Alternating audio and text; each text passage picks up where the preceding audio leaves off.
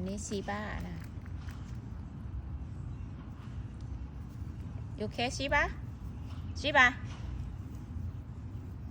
นี่ชีบ้านี่ชอบมองเครื่องบินมากๆเลยน้องชีบ้าปุ้ยอาปากกวงแต่ชีบ้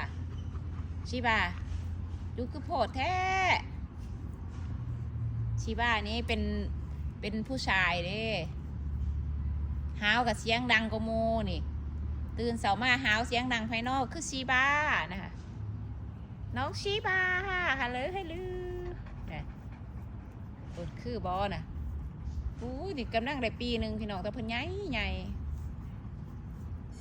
ค้นยาวเลยเพิ่นมาคอนแต่ว่าพาเพิ่นมานั่ง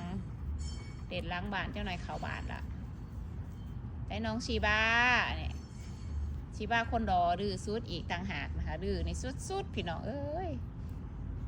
ความดื้อความมึนเนี่ยบ่ให้เบากัดคล้องในบ้านนี่ก็สุดยอดอีกอาชีบ้าฮัลโหล